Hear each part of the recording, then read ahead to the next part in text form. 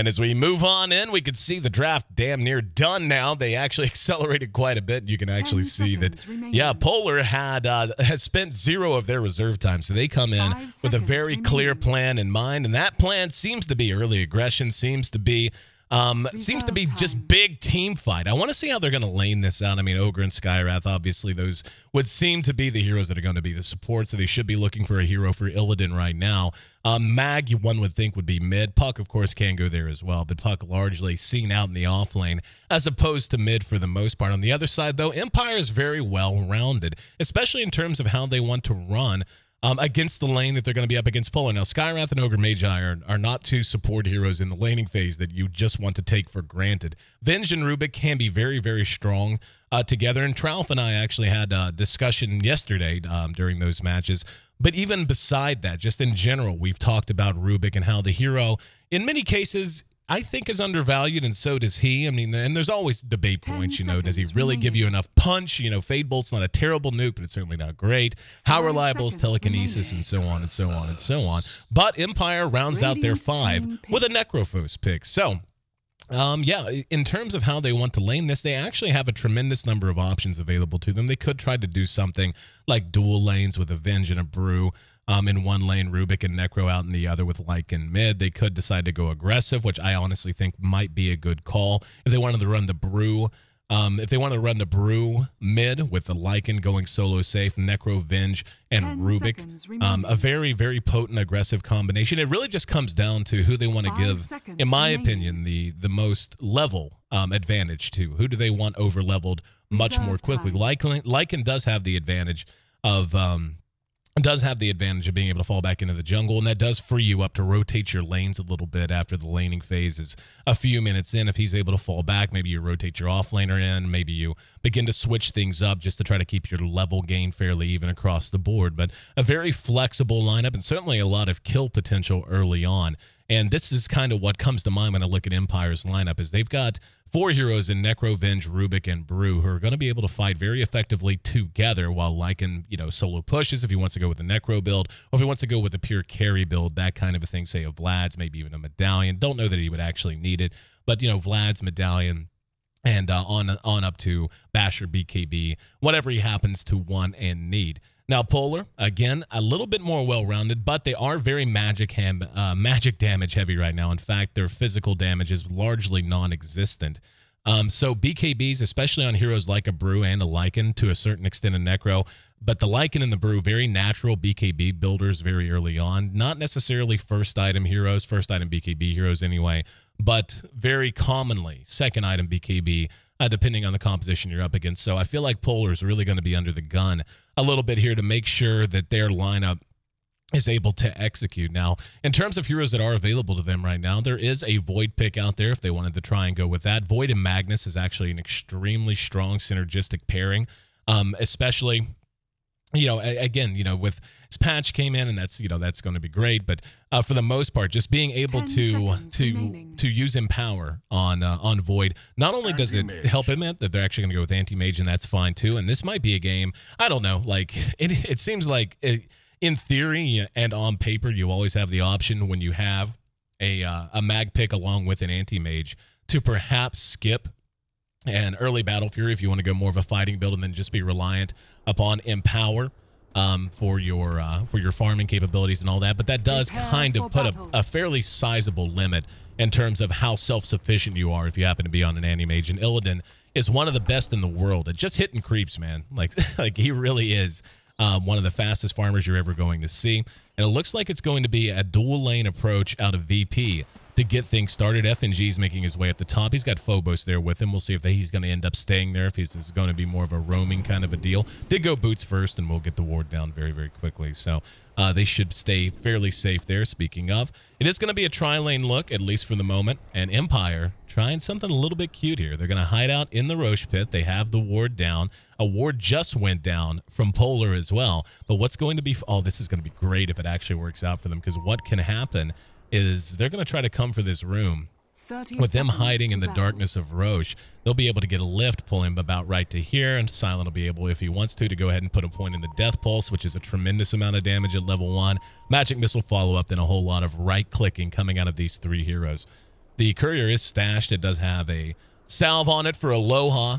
And I really want to see if this works out. And it's got Illidan. He hasn't placed a point yet. He's going to be the one who shows himself. They have to decide if they want to go or not. Here we go. Aloha gets the lift. Bounty's there. They're going to try to take the rune. There's the magic missile to follow it up. Illidan has to skill blink and does make it to the high ground.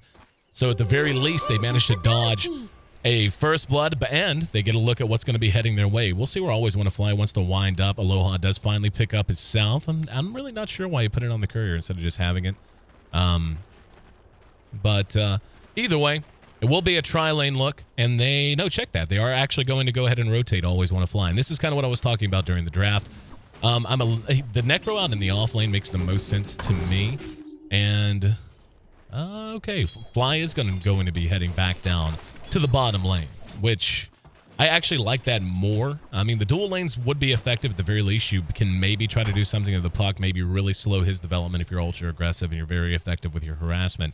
But coming down here, they did this, they warded for that first blood. Now the problem is they don't have any vision whatsoever in the jungle. They don't have either of these camps blocked, and they're going to have to contend with creep equilibrium that is going to be very, very against them for the most part.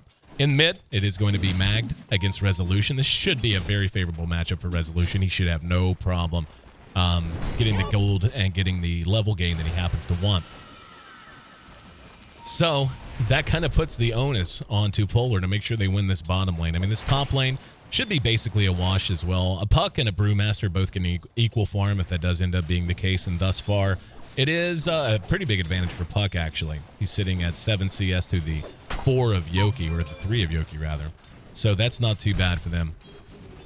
But again, Polar is going to be really all in on making room for this anti-mage with a almost entirely magical damage lineup. And they are going to be able to help the AM. And, that's kind of, again, the big question that I want answered is what kind of an approach is Illidan going to take here? I mean, early item Battle Fury is fine. If he can get it quickly, he should be under a bit of pressure here for the most part, and we can see that this tri-lane is actually going to be getting a fair amount of gold and experience with the tower, the creep shoved way up under their own tower. So the creep equilibrium not being managed quite as well as they would like, I don't believe. But yeah, Yoki as of right now being bossed around a bit, still should be in fairly decent shape. Phobos is a fantastic puck player. I've seen him play this hero all throughout D2L play, and has really looked great in almost all instances of that. And this is where things get fun. Now they're going to try to challenge the jungle here. And slowing down the level development of these two supports, if they actually can challenge, is extremely important. However, there's a ton of kill potential, which is what we're going to see now. Beautiful telekinesis stunts too, though. And the heal coming from Silent buys a little bit of time. Always Want to Fly. Not quite our first blood, but close. FNG trying to stay on him. One more auto attack might do it. Behind that, though, we have Lil being chased down from behind, and now Illidan's in trouble. Trying to find a way through the trees. They end up trading 1-for-1. First blood went the way of Polar, but losing Illidan in that instance, not the best trade in the world, first blood or not. Aloha is going to go ahead and telekinesis. He actually ends up stunning Lil. And now here comes Illidan back in. So, as one would expect, a lot of volatility in this bottom lane. Illidan back in, gives him a little pot shot in the back. He has gone 1-1-1 thus far. We'll see if it's going to be a pure burning build with the next 2 points into stats or not. Honestly, against this lineup, though, Mana Break might be worth taking. Just going 2 straight points in the Mana Break now, just because they have so much kill potential with Lil on the Skywrath and, of course, FNG on the Ogre Magi. I mean, when you talk about the strength of these two heroes in lane, there's a reason why they're top-tier picks in almost all geographic regions across almost all tournaments. You just see them given a lot of priority because of how easily they can net kills early on and just how effective they are working as a tandem concussive shot, following a fire blast and so on, or even in many cases a fire blast after concussive shot or what have you. But this is what I was talking about so far, is trying to get over and challenge this jungle. They're not doing the best job of that so far. A fight broke out last time they came, but they need to. They're going to be at an inherent experience disadvantage just because they're going to be all bottled up under their own tier 1 most times. And this is why the defensive tri-lane is very much favored over the aggressive tri-lane, especially at the professional level at this level right now. Is unless you can be very disruptive, unless you can really force supports back, if you can force them back to the fountain with harass, that's of course optimal. But, this is the situation. Look at these. These three have to stand very close together, lest they risk being picked off. Meanwhile, the supports on the side of VP can move into the jungle, be much more efficient with their own XP gain, and just leave Illidan to solo XP, especially on a hero like Animage, that even if he is caught out, even if he does get lifted, even if he is hit with a magic missile, is going to be able to blink and get himself back to safety. Now, let's talk about this mid lane resolution, sitting at 21 CS up against the 23 of Mag, for that matter. And this is actually really good for Polar right now, I think. I mean, Resolution's farming quite well, but the fact that Mag and Puck are on top right now, given the composition they've drafted, given how reliant they're going to be on big plays. They really need big plays out of their magic damage dealers before items like BKB come out. They need to have a ton of threat in order to free up the map for Illidan. Otherwise, he's going to be pressured in general. And the fact that they're number 1, 2, and 3, or as the case may be, we can see is kind of fluctuating a little bit now. Yoki is catching up quite effectively in the meantime. But anyway, the fact that they're so high means Illidan should be pretty happy with the way this early game is going and what it means for him in the mid game in terms of being able to farm if he wants to go greed, if he wants to try to just rush a pure Battle Fury. So far, yep, it will be a Battle Fury build unless he changes his mind completely and goes something bizarre like Vanguard. Picking up the Ring of Health now, and look at that, Mag already with a set of Arc Boots up. So thus far, it's just 1-to-1, but if I had to guess, I would say the efficiency on the side is on the side of Polar. It's actually about even, but yeah, it is kind of trending in that direction. Actually, the gold gain's slightly trending towards Empire. A little bit of a surprise there, but the experience certainly in favor of Polar right now. Finally, a ward will go down to keep an eye on this pull camp, but what is going to be important for Empire is how they want to proceed from here. We're 6.5 minutes into this game, and they haven't really done a whole lot down here. They gave up First Blood, and they ended up getting Illidan back, and then get FNG. It'd be a nice get. It's going to be a wave of terror, a lot of damage being done. They're all grouped up, and now FNG, though, will be cleaned up. Oh, the RP was actually canceled there. Still has it, and Aloha killed by Mag. Nice RP on the Silent. Can he get the skewer? Doesn't have the mana, or doesn't have the cooldown, as a matter of fact, but Empire rotating 3 in. And getting a bunch of kills. That's what they had to have happen down here. Max still has a haste, and he's not done. Actually whiffs on the shockwave. But Phobos expending the coil now. Yoki and Always Want to Flyer right there. Mag trying to run a little interference. Phobos will end up eating the Death Pulse, but both are now under their own tier 1. Yoki doesn't care. Gets a clap and another kill. 5-2 Empire, and Mag has to use a skewer just to make it out of harm's way. And that's what you want if you're Empire. This is what you need to have happen. And that's what I was just referring to. I mean, the lane didn't go bad. It just hadn't done a lot. So what do? You rotate in some help, and you make things happen. And Polar, even though they were able to turn things around a little bit, still gave up a tremendous amount and all that. Ends up being about a 1,200 net gold change and right around 1,200 experience there. Actually, a little more than that, about 1,800 to 1,900 in general.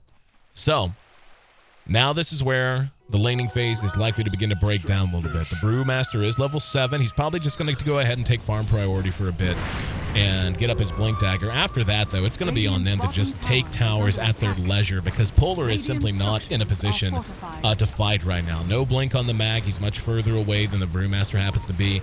And Blink on Mag is nice, but, you know, and as good as RP is at this stage of the game, first 20 minutes or so, looks like we will have a quick pause, which is always nice. Hopefully it won't be another day like yesterday. But we'll go ahead and unpause and get going. And Lil, in trouble, comes down to a world of hurt. Got a little too close to the firing line. And Aloha leading off with the lift, able to secure the kill. We're going to have FNG spotted by an Invis Yoki, though. And pinged out. Let's see how they want to proceed. And this, if they decide to just continue to push down here, I'm going to love it. Yoki is easily going to get a solo kill here if he wants one. Let's see, is he just going to be cute? Yep, there we go. Gets off the crit. Always Want to Fly there. The magic missile follow-up. And right now, Empire is just flat out outmaneuvering Polar. And this whole time down at bottom, we can see Aloha and Silent doing their own thing. They're going to run right into Mag, though. Mag has an RP ready to expend. There's a skewer. RP will be used, but that's a very tanky Brewmaster. And behind that, though, Phobos does get the silence off. There's a one-man coil onto Yoki. He forces out the split. Should be able to maybe get a kill on the Lil. Mag is bottling up on the high ground, but really doesn't have a whole lot to contribute. Already used the skewer in his RP. Storm aspect going to make sure this kill goes down the way they want it to. Always want to fly, taking a bit more damage than he certainly should be. And Yoki's quite low. Now he's going to end up being caught from behind by FNG. Here comes Mag. Mag lines up the shockwave, barely misses. However, they do get the kill onto Yoki. Not a good trade there. And one more auto attack plus that urn should get the kill. Oh, he actually whiffed it. Doesn't matter. Tried to suicide into the tower and at least didn't manage to get the gold split on that. This whole time, though, up at top, Illidan had rotated out of bottom lane. So it's an absolute melee everywhere else, but he's taking all the farm he could possibly want. He's at 44 CS, still has a little bit of catch-up to play, so you can't say that that aggressive tri-lane from Empire was really all that ineffective. I mean, at least it did disrupt him and put him in the middle of the pack in terms of CS. But on top right now is Silent and the Lycan. Lycan in particular has now made his way into the jungle. The Vlad's is done. And for the anti-mage, just finishes up his treads. And we may see a little bit of downtime, a little bit of a calm period for the moment now. It's 4-8 at 10.5 minutes in. We can see that equals to about a 2,500 gold lead. The experience is actually still favoring Polar, though, but that's not to be unexpected. Again, just the nature of the way an aggressive tri-lane functions means they're going to be gaining a bit less experience, a bit less efficiently. And more importantly, they've just been grouped up. They've been fighting quite a bit more. There's that blink on the Brew. So in 40 seconds, he's going to have a blink ulti ready to rock. Urn is going to be the build coming out on Aloha.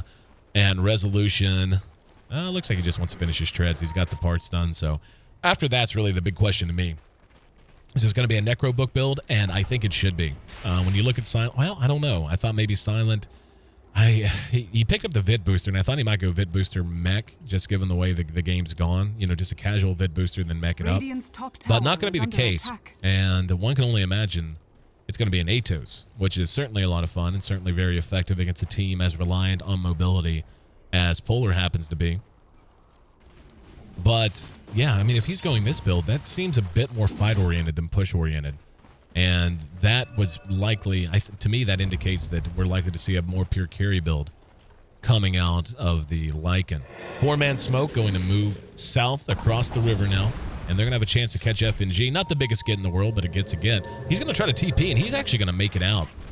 So very fast reaction using the vision from their own ward there. In the meantime, though, Empire has sent Always Want to Fly 3 points into his wave of terror, so negative armor, helping out with the Roshan. Certainly Vlad's is nice. And Aloha makes his way in. And yeah, this is something that Polar, even if they were aware of it, they very well may suspect it. I don't know they could do anything about it. They're just lacking item development. They need a blink on DK Phobos. They do have a blink on Mag now. That's a very important item for them. If there's something that we have seen Empire already do a few times is get a little over-aggressive group up in pursuit. So they're going to have a chance to hit some... Oh, such great reaction out of Phobos. There, though, is the telekinesis. And see, yep, did manage to get illusory orb. So not bad. A nice little sequence there. Always Want to Fly, trailing a bit behind. Will be caught with a fire blast. Here comes Mag, skewer, easy kill. And the coil was actually spit on Resolution. And a little bit of a misplay there. So they're not going to have coil now for about 80 seconds. But without, and you know, it's easy to underestimate just how important that Venge is to this lineup in terms of dealing damage at this phase of the game. Wave of Terror and the armor reduction, tremendously important to heroes like Lycan, like Brew. Brew obviously more reliant on his ulti than anything, but once he does reassemble, there's an RP, solo on the Silent, and they're going to turn this into another easy kill. Resolution's going to rush in, but ate a lot of mana void damage there. And Always Want to Fly back up and ready to rock. Illidan is quite low. Will be healed up by the Urn Charge. And they are going to collapse. Aloha wants to take the path through the secret shop and through the trees. And looks like VP very aware of how deadly a situation this could be. Glyph deployed on the tier 1. Here's Aloha. Gets the lift on Illidan. Not the best hero to lift. Manages to steal. Yeah, he actually got mana void. That's not a bad ability to snag, especially against heroes like Mag, who in the middle of a fight or towards the end of a fight are going to be very low on mana to begin with. They have given some space to Lil as well to be able to catch up. Looks like that's not going to be the case now as they rotate in Illidan to make sure his farm stays on par with where it should be. Speaking of, Perseverance is done. Still needs about another 1,400 gold to finish up his Battle Fury. So if he continues to farm at the pace he's at, he should have that at like 18 minutes, 17 minutes. give or take, and that's fine. Like, that's not optimum timing, but Tread's Battle Fury at 18 minutes is certainly great. Atos is done on Silent now, and Phobos has eyes on both he and Aloha. And let's see. Yep, they're going to go right on into it. There's going to be the Reaper Scythe Mag. Cover behind, nice swap. That's a level 1 swap from Always Want to Fly as well, and it's so hard to put that to that kind of use. And very often you see swaps skipped until late, until even as late as level 9 and 10 at times. But, I mean, the range on it just isn't that great. But that time they managed to get a big kill out of it. Middle tower has fallen. And with those 2 heroes down, again, this is the weakness in what Polar has drafted for themselves. This Andy Mage going with a Battle Fury build which is as typical as anything. He still is not in shape to come fight. He can do basically what we saw him do a second ago. Show up to a fight, hit a Mana Void, then run away and go farm. Radiant's middle tower but towers are dropping very quickly. Yoki has 1,000 gold. We'll see what he wants to grab up. Boots of Travel, certainly an option. There's going to be the Claymore that's done and being dropped off to Illidan now. So he needs about 1,000 gold to finish up his Battle Fury. Not too shabby. Has been killed. Oh, wow. Radiant's Courier actually just got picked off. Let's see if I can find that for you. Yeah, happened right here. So that Courier, with nothing on it, still yet another big get for Empire.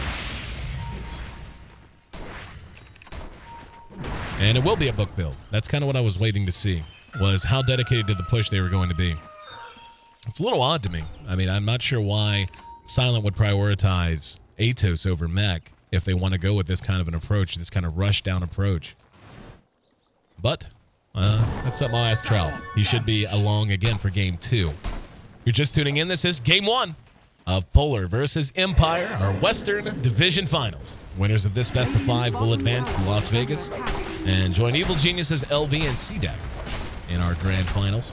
Not even going to be contesting this bottom tier 1, or excuse me, tier 2. And they can consider going high ground here. He actually doesn't have his book on him yet. Courier is slowly making his way back to base. This could be a mistake. Actually, Resolution just doesn't care. They are ready to try to force something out of them.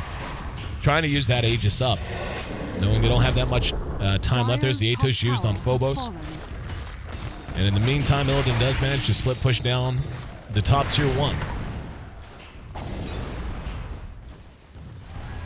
And it looks like they're going to continue to hang. The book's on the way. And how long does the Aegis have? A little bit longer. And they're not even going to worry about it. They're just going to take what they have. Nope, actually, yeah, a little bit longer, as in not many seconds at all. But nonetheless, a big sequence of victories for Empire. They've improved their kill lead to 10-6. And the gold lead is following that pattern as well. About 6,000, give or take. And the experience right on the dead even line. Puck finally does finish his blink. Very important item for Polar. And they just have to get these heroes working together. Puck has his, Mag has his. Earn up on the Ogre Magi. And, you know, I just feel like it's so tenuous. Like, when they do things like this, when they smoke out as 2, this is such a tremendous waste of time if they don't find anyone. And they also run the risk of running into 3. And it's going to, you know, the damage output just isn't there. Skywrath just level 7, sitting on a level 1 ulti. And they're going to run right into Resolution. This is the pick they want. He's going to spot it. He's got a lot of help close by. Can they blow him up in time? There's the skewer. They do manage to get him. Big kill that time. They may end up giving up at least 1. There's that Atos from Silent helping to secure a kill, and boom. A 1-for-1 exchange. More importantly, a Reaper Scythe kill that takes Magnus off the map for 70 seconds. So even though they lost their Lycan, they're going to be able to parlay that, one would think, into a push on the tier 2 top. Phobos trying to get something else going in mid, while at bottom, Illidan does manage to take down the tier 1. He's got 1,200 gold plus that Battle Fury that was completed not too long ago. And doesn't look like they want to contest this tier 2 top either. We're going to see Silent actually just show up, use that Atos. Atos are a deceptively good item against heroes like Anti-Mage. He is slippery and elusive, but the thing is, the blink only matters if you can blink, run, and so on. If you're able to get it off before an Anti-Mage blinks, you can just chase him down Radiant's top and follow tower up has stun fallen. before he gets his second blink off. And manages to put a sufficient amount of distance between he and you. Another tower does end up dropping to Empire. But now this is where... Book 2's done. Not bad. I was going to say, this is where things... With this kind of a game plan, it's easy to understand why. I mean, they drafted for this very quickly. And Polar equally. Up until their last pick was very, very deliberate in what they drafted. They didn't spend a single bit of their bonus time until pick number 5. So they know what they're up to. But Empire, this is just kind of a rush-down approach. And this is where the wheels can come off the wagon very often. Because now it's 20 minutes in. Still, you know, we're solidly into the mid-game now. Your item development is good. And we actually see Silent has picked up a point booster as well. So going with an Ags build following the Atos. Going to tank him up quite sufficiently. But now you have to try to go high ground against Puck Magnus. That is a task. Like you need to do this. You need to get picks. And he's down for 43 seconds. I'm sure they would have liked to have gotten the Reaper Scythe there. But at bottom, Silent is pushing that lane in. And let's see, are they actually going to hook up and just go for this? I think they should. Lycan's already deployed his Necro Creeps. And yeah, I think they're just going to take a run at the tier 3. Mag's going to be up in 25 seconds. This tier 3 already banged down to just about half health. Actually, less than half. And Silent's going to go right in. FNG turns, gets the Fire Blast off, does next to no damage. Nice two-man clap. He got silenced while he was trying to split, though. And the coil does nothing but buy time. Look how tanky these heroes are. So they're going to take one set of racks without a whole lot of fuss. And if they could just repeat this, getting clutch picks when they need them most, it should not be too problematic for them to just whittle this Polar squad down. Taking a look at overall net worth, we can see the top 2 on the board are exactly who you'd expect them to be, the Lycan and the Necro. And behind him, behind that, you have the Animage and, of course, Yoki. So 3 of the top 4 in overall net worth value belonging to Empire. And they have rolled this game up nicely. And it looks like VP, though, wants to try to make something happen. And pretty sure Illidan, to a certain extent, was serving as bait there. He's going to go ahead and jump right on into lane. Roche is back up in 10 seconds, and this will die very quickly as soon as it's spotted. Also, more stacking going on here for Lycan, and Resolution actually kind of came in and boned it. But Roche up right now. And it wouldn't surprise me at all if he sent one of these wolves down to check it. And if they do, in the position that Polar is right now, there's no way that they can stop it. Yeah, Silent's already spotted it. Should be able to take it without a whole lot of problem. There's going to be an illusory orb, and that got view as well.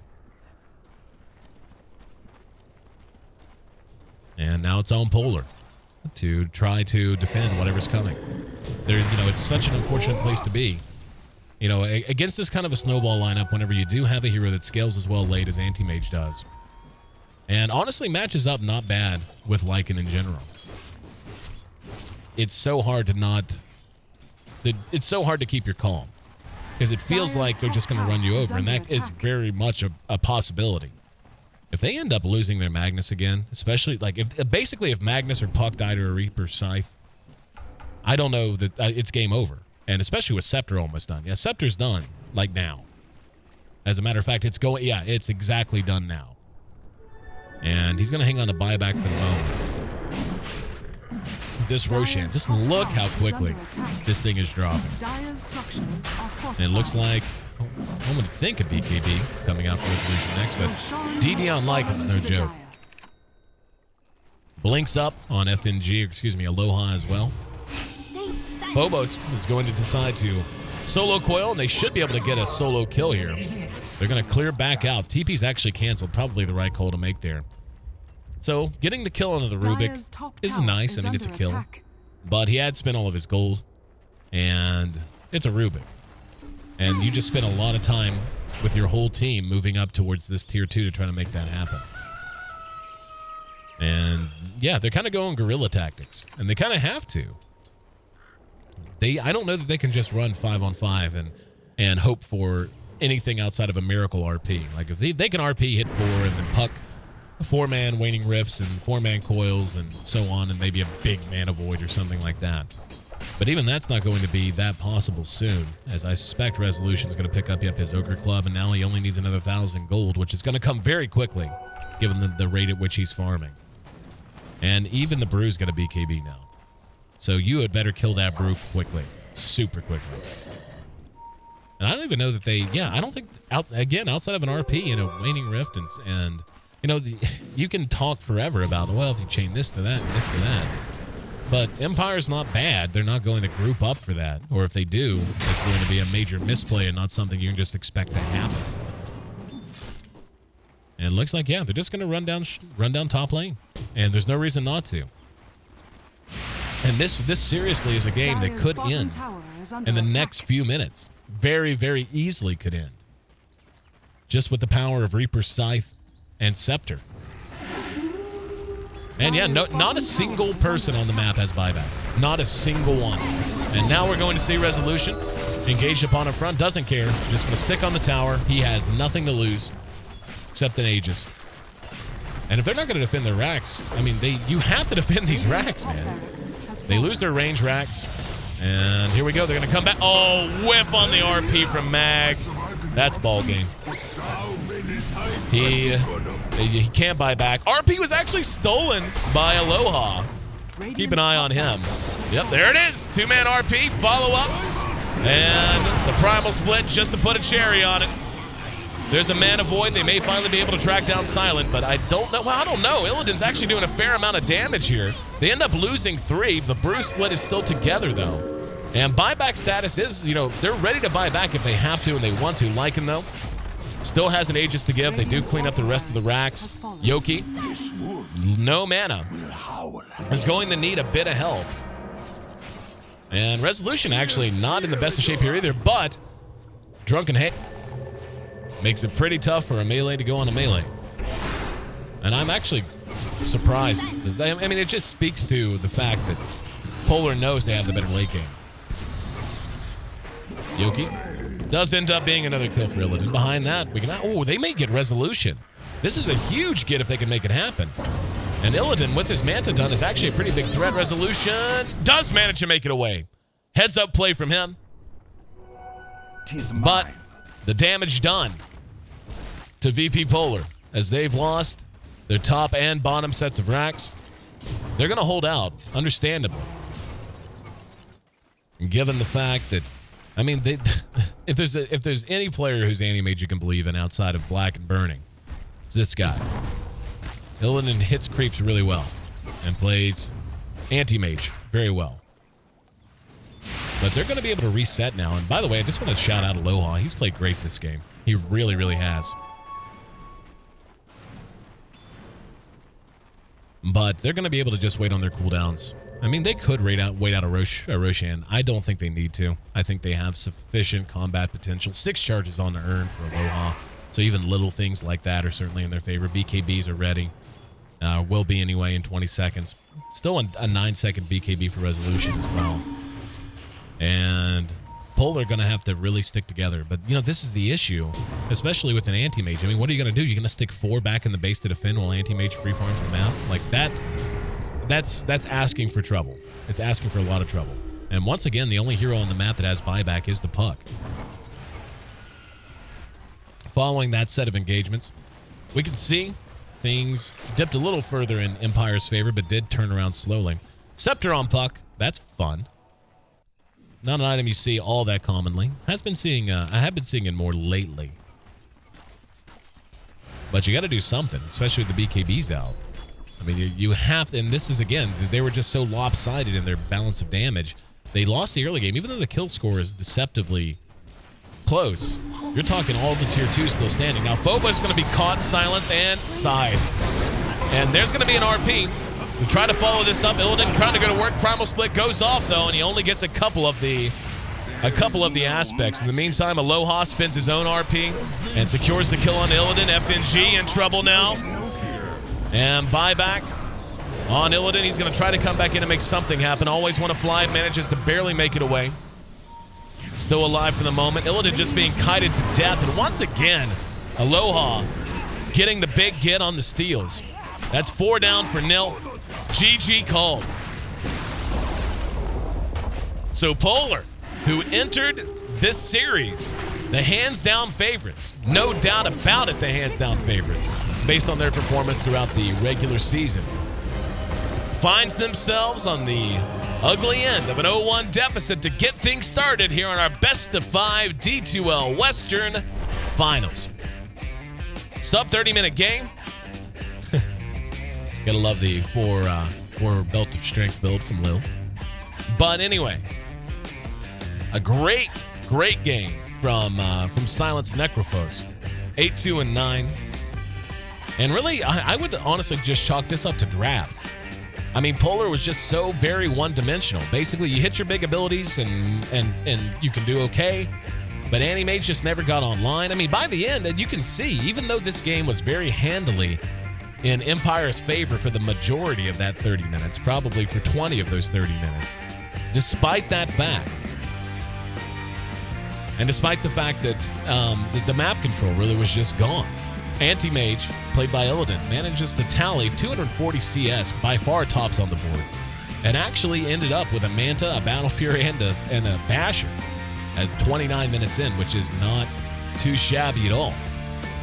But the rest of, we saw a couple of whiffed RPs. Some of the plays in general weren't that great. The laning phase certainly turned against them in a very sharp way after that first rotation from Empire. That was very, very effective. And they just kind of broke the laning phase down from there.